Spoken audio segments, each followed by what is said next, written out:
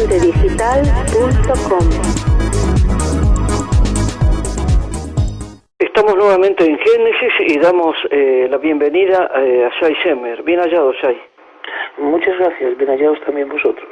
En estos últimos,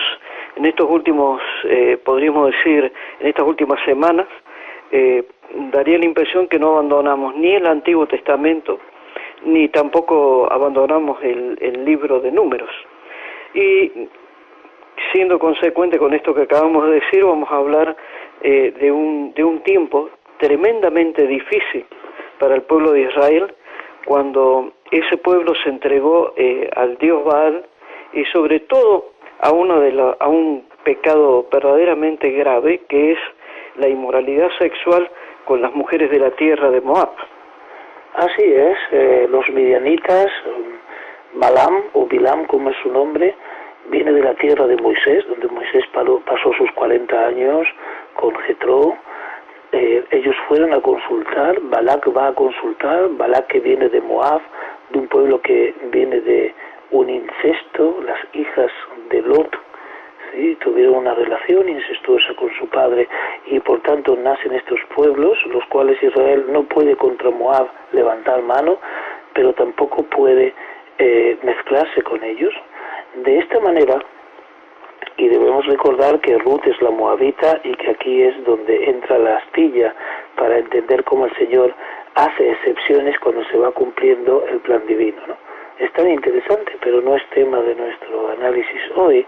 Hoy lo que tenemos es que Balak no logra maldecir con Balaam a Israel, y Balaam, cuando está sacando de su boca la maldición, se le truecan las palabras por cuán bellas son tus tiendas, oh Jacob, y tus moradas, Israel.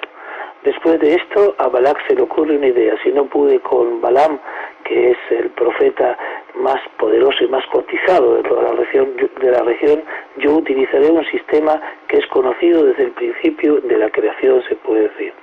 Yo llevaré a los israelitas a mi campamento, les haremos festejar la victoria, pero les traeré los mejores de nuestras señoras, las más cálidas, y entonces ellas se acercarán y les tocarán los puntos débiles que tienen en su espíritu, su falta de fortaleza, y esto con un poco de relación y promiscuidad traerá esa brecha que Moab quiso abrir en Israel. Lo que no pudimos conseguir por el lado espiritual y por el lado, se puede decir, la guerra entre potestades, lo haremos directamente con un cuerpo a cuerpo. Y así muchos hombres de Israel cayeron. En 24.000 hubo después una peste que vino, y después de todo esto, en el capítulo 25 aparece un episodio espeluznante, escalofriante, que mientras ellos estaban allí habitando en Sittim, Israel se unió a Baal Peor y se encendió la ira del Señor contra Israel, y entonces vino un hombre de los israelitas y se presenta en medio del campamento con una midianita, y a la vista de Moisés, a la vista de toda la congregación de los israelitas que lloraban a la puerta de la tienda de reunión, estaban llorando porque hubo una caída y porque la muerte de 24.000 es muy, muy fuerte. Pero alguien vio esto, mientras todos estaban choqueados por lo que estaba pasando, y mientras este israelita, que es un príncipe, Zimri, pasa por en medio del campamento y todos los están observándose entre ellos. Hay un individuo que se llama Pinjas, el cual conocemos como Fines, Números 25:7, hijo de Eleazar, hijo del sacerdote Aarón, nieto de Aarón, se levanta en medio de todos los que están atónitos y choqueados y toma una lanza en su mano. Fue tras el hombre de Israel, entró en la alcoba y lo traspasó a los dos, al hombre de Israel y a la mujer por su vientre, y así cesó la plaga sobre los israelitas. 2 muertes, un hombre y una mujer, calmaron la plaga en la cual murieron 24.000, estaban cayendo como moscas y se detienen. Y Fines, que es hijo de Eleazar, Pinjas, hijo del sacerdote Aarón, ha apartado mi furor de los israelitas, porque demostró su celo por mí entre ellos, y en mi celo no he destruido a los israelitas. Por tanto, dile ciertamente, yo le doy mi pacto de paz y será para él y para su descendencia después de él un pacto de sacerdocio perpetuo, porque tuvo celo por su Dios e hizo expiación a los israelitas. El nombre del hombre de Israel que fue muerto por Fines era Zimri, hijo de Salú, jefe de una casa paterna de Simeón, y el nombre de su mujer Midianita, que fue muerta, era Cosbi, hija de Tsur, el cual era cabeza del pueblo de una casa paterna, es decir, eran casas muy apreciadas en ambos lados. Y es así que el Señor le dice a Moisés: hostiguen a los midianitas, y éranlos, pues ellos han sido hostiles a vosotros, con sus engaños, con los que engañaron en el asunto de Peor, y claro, hizo caer al pueblo en esa debilidad, y de alguna manera Cosbi fue muerta y la plaga cesó junto con Zimri. Este es un tema muy complicado de tratar para nuestra forma de encarar los asuntos, ya que después de que Fines ejecuta con la lanza ese ajusticiamiento, el Señor le dice que le da mi pacto, es mío, ¿no? Es el Dios de la eternidad. Hace un pacto de paz, de shalom, para el sacerdocio perpetuo, lo declara a él, porque tuvo celo, y el celo hizo de que mi ira no se perpetúe contra los hijos de Israel. Sí, has hecho un relato minucioso de lo que la Biblia nos revela en este capítulo 25, pero hay varias cuestiones que quedan pendientes. Por ejemplo, una de ellas, que es la que nos llama la atención, cuando el que iba a ser, iba a recibir el pacto perpetuo como sumo sacerdote, mata al pecador y a su compañera. En esto lo queremos detener. No solamente podría haberlo matado a ella, sino que lo mata a él, es decir, mata a una extranjera y a un hijo de su pueblo. Así es que el hijo del pueblo violó una ley que todavía no se había pronunciado, ciertamente está mucho más adelante, de que cuando se toma una cautiva, ¿sí?, no se la puede hacer mujer. Primero tiene que llorar por la muerte de su padre, esta cautiva, y en esta cautividad debe dejarla que tenga todo ese desarrollo de duelo, y después, si es su voluntad, ella sí puede entrar a formar parte de la familia de este vencedor, y si desea irse, esta mujer tiene toda la libertad. Esto es algo también insólito para la cultura de guerra, si podemos llamar así cultura de guerra, o tratamiento de cautivos en las guerras. Pero aquí pasó por el medio del campamento, ante la vista de todos, llevando lo que una mujer que pertenece al equipo o pertenece al pueblo que había traído lo más grave que pasó Israel en Baal Peor, que entraron en concupiscencia en lascivia, y las mujeres moabitas que entraron por allí y midianitas lograron a través del vino y a través de la cercanía que ellos nieguen a su Dios y entran en una lascivia y en una carnalidad que siempre sabemos de que esas normas en Israel eran cuidadas, y por tanto Balak logró que entrando ellos y descuidándose ellos al entrar en el campamento de los pecadores fueron tentados. ¿Cuántas veces no escuchamos que por camino de pecadores no podemos ir ni podemos sentarnos en la mesa con pecadores, porque siempre estamos con el Padre Nuestro? No nos dejes caer en tentación, mas líbranos del mal. Diariamente es una oración que deberíamos tener.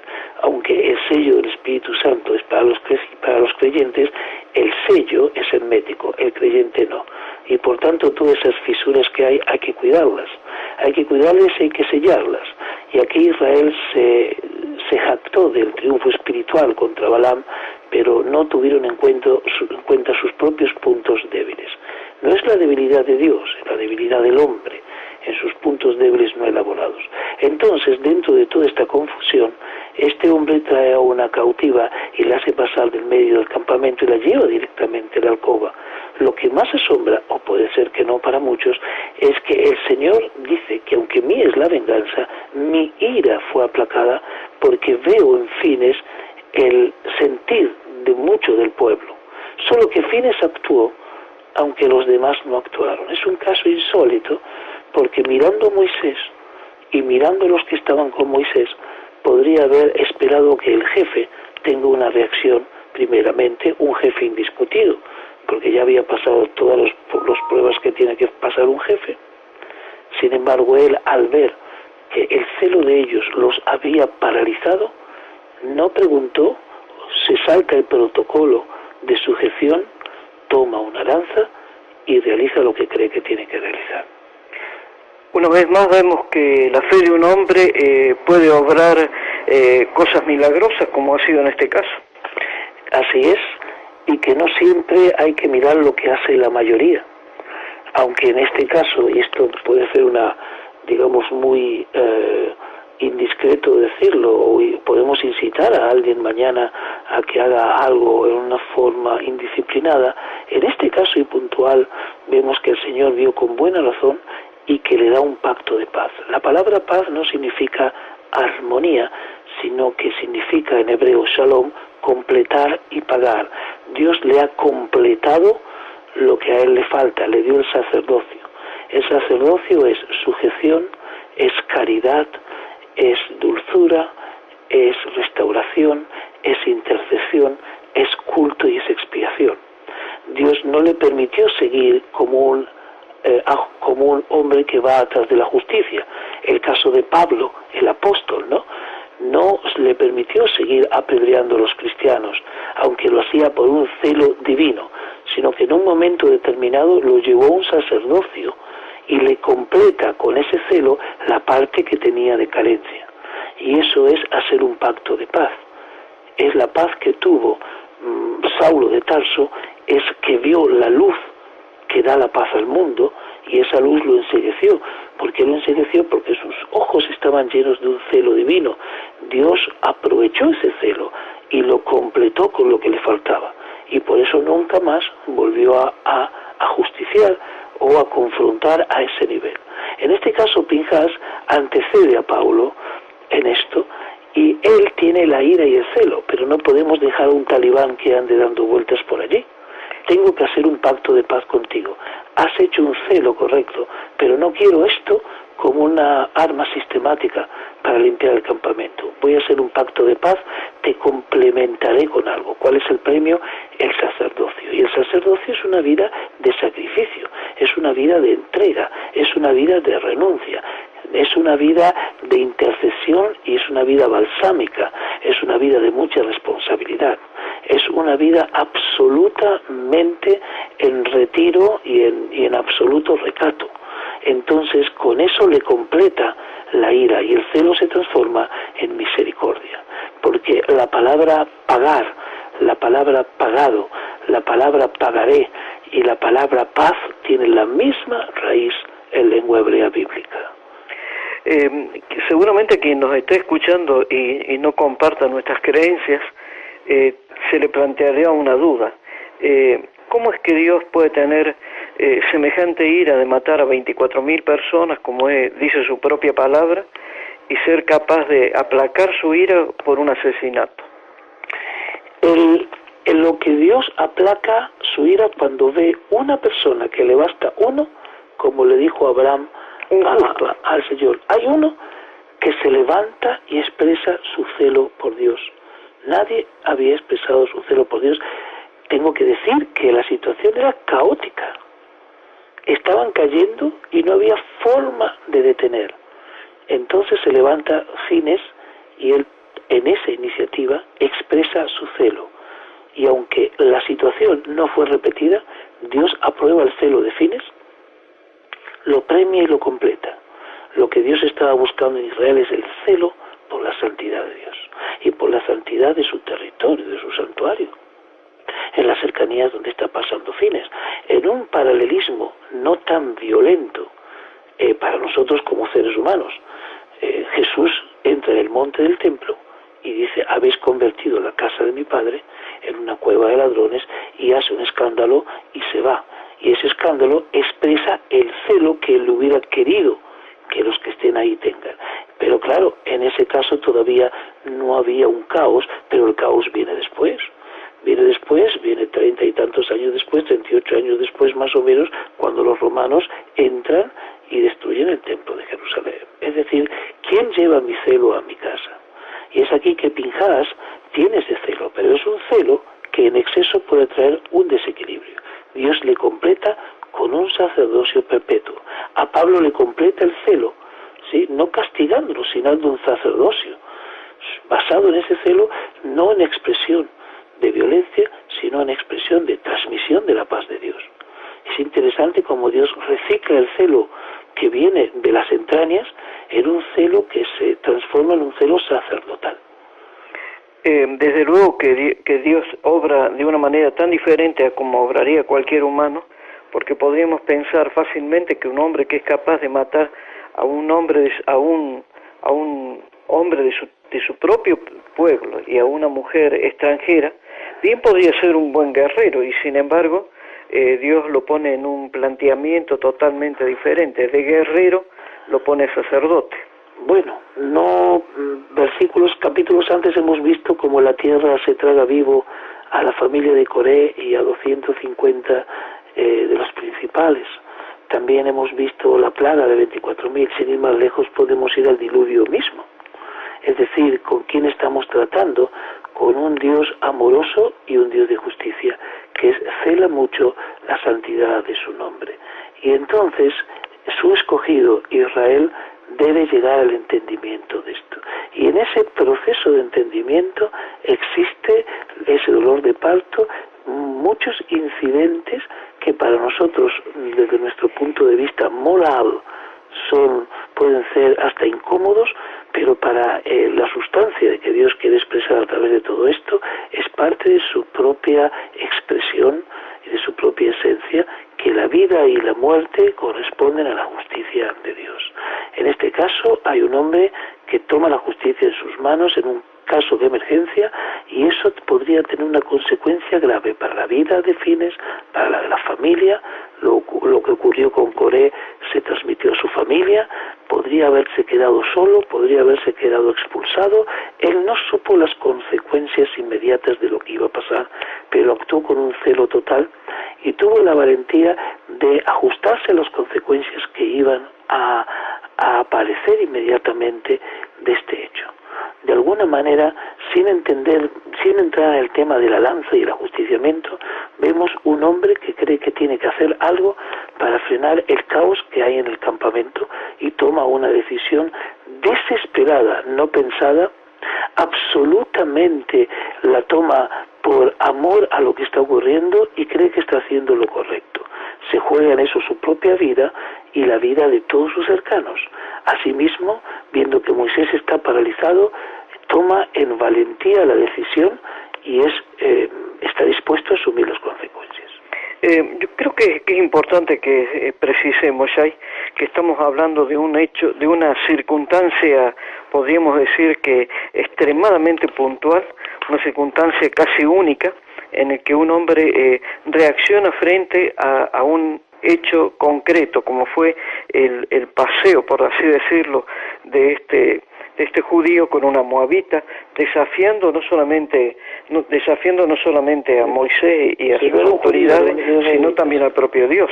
Un israelita, en ese momento la Biblia lo llama un israelita, no un judío, sí, desafiando al propio Dios. Tenemos que comprender que hay varios casos únicos en la Biblia. Tenemos un caso de un padre anciano que lleva a su único hijo para sacrificarlo en un altar. Así es. Sí. Y el hecho de que el sacrificio fue en ese momento interrumpido, el hecho queda como dramático y hay que tener una piel especial, hablando con mucha delicadeza, para subir ese monte de la mano de un hijo, sabiendo que Dios ha ordenado de primera boca, en forma directa, de que sea sacrificado. Entonces, a nuestros ojos eso nos parece más romántico que lo de Fines, pero lo que Dios estuvo buscando a lo largo de todo ese periodo en donde está comunicando con el ser humano es preparar a un pueblo de Dios, un pueblo que empiece a celarlo, en donde el que se afane en guardar su vida la perderá. el que se afana en guardar su vida la perderá, y el que no se afana en guardar su vida la salvará. Ahora, la carga moral de un ajusticiamiento de ese tipo, vemos que en este caso, como en otros, Dios aprobó, pero nunca alentó. Estas cosas no se volvieron a repetir, pero era como se dice, el caso de emergencia. Tengo que cortar una mano para salvar un brazo. Y Fines decide que hay que cortar la mano. Esta reflexión venía a propósito de que si alguien está escuchando y cree que por las circunstancias que está viviendo o que él cree que se están dando, no estamos alentando a nadie a que tome la justicia por su mano. No puede tomar la justicia en su mano, porque puede haber muchas. Me hace recordar mucho a una película que se llama Yo, Robot. En esa película comienza con un policía que cae a las profundidades de un río junto con otro coche en un choque de una niña. Las probabilidades estadísticas por la profundidad y la velocidad que tiene que llevan los dos automóviles es de que el policía en su coche pueda salvarse antes que la niña. Interviene un robot, estamos hablando de una ficción futura, el robot aplica la estadística y salva al policía, lo saca de su coche y no salva a la niña. Y el policía le dice que no, que salva a la niña porque él cree que ella tiene que salvar, pero estadísticamente le parece que las probabilidades son mejores para el policía. Fines no hizo un análisis estadístico y hizo algo contrario a lo que tenía que hacer y actuó en ese momento como pensó que tenía que actuar frente a la circunstancia que estaba en el campamento de Dios con la presencia allí del tabernáculo. Por eso yo creo que si nosotros analizaríamos fríamente, tal vez hubiéramos hecho como esa máquina. ¿Cuáles son las probabilidades de estar haciendo lo correcto o no? Pero era muy caótico. Esto es una situación de emergencia y vemos como Dios pone a prueba a un pueblo en estas situaciones, ¿no? ¿A quién tú vas a salvar primero? ¿Qué es lo primero que vas a hacer? ¿Cuál va a ser tu próxima actitud? ¿Sí? ¿Y qué riesgo vas a tomar? Puede ser, en este caso, con una lanza, o puede ser, en este caso, con una negativa, o puede ser con una rebelión. Pueden ser tantas cosas. Ahora, hay algo que hay que tener en cuenta. La palabra dice, en Números 31, voy a agregar, habló Moisés a los hijos de Israel conforme a todo lo que el Eterno le había mandado. Es interesante que se nos remarque esto. ¿Acaso dudamos de que el autor es el Eterno? El autor de la palabra no es Moisés, es el Eterno. Pero no porque nosotros lo deducimos, sino que lo dice textualmente la Biblia, en Números 31, y que Moisés fue el escriba de él. Así que a alguno se le puede ocurrir que Moisés estaba escribiendo, legislando, sin que el Eterno le esté dictando concretamente las cosas.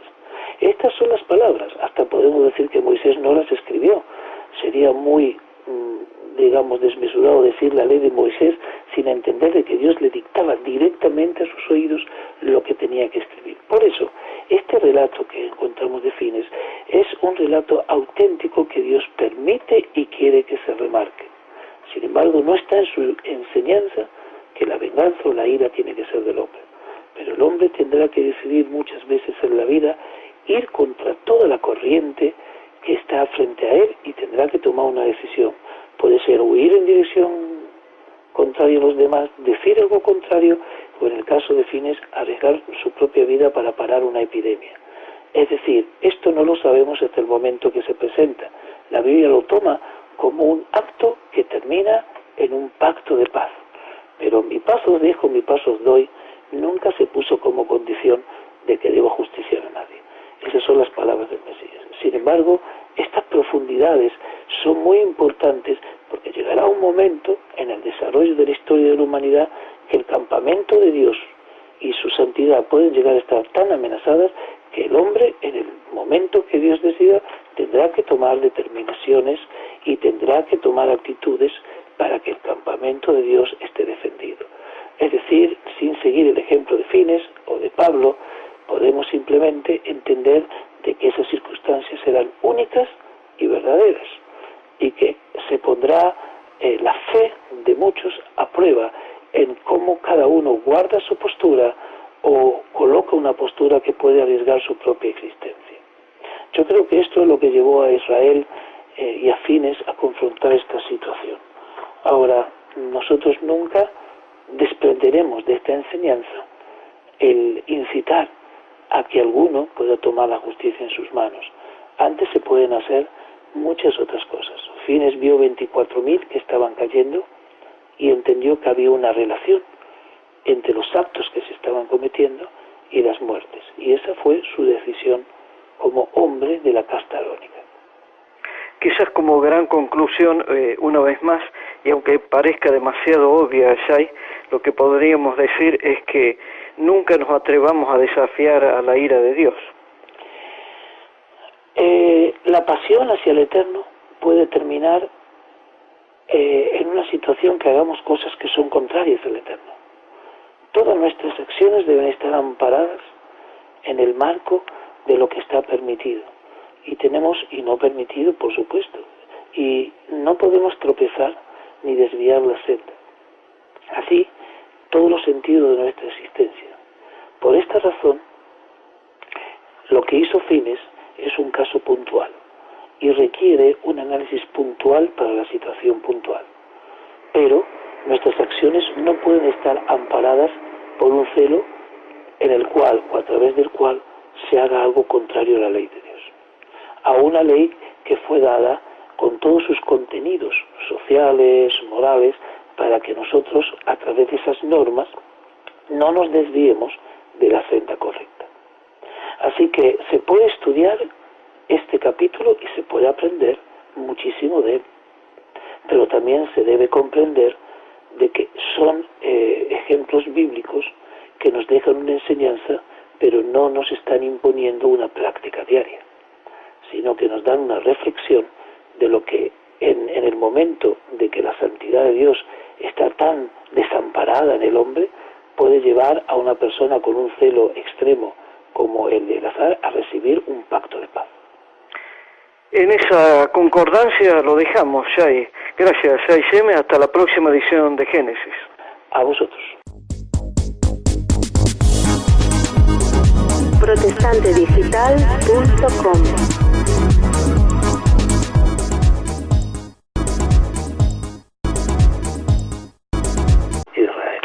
Después de esto, a Balac se le ocurre una idea. Si no pude con Balaam, que es el profeta más poderoso y más cotizado de toda la región, yo utilizaré un sistema que es conocido desde el principio de la creación, se puede decir.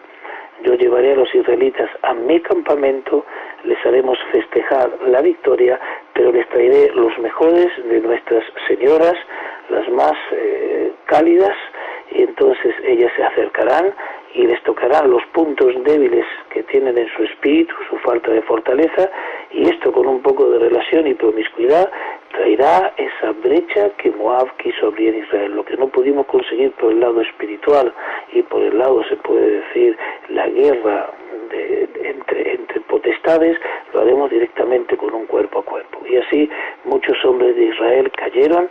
En 24.000 hubo después una peste que vino, y después de todo esto, en el capítulo, como es su nombre, viene de la tierra de Moisés, donde Moisés pasó sus 40 años con Jetro.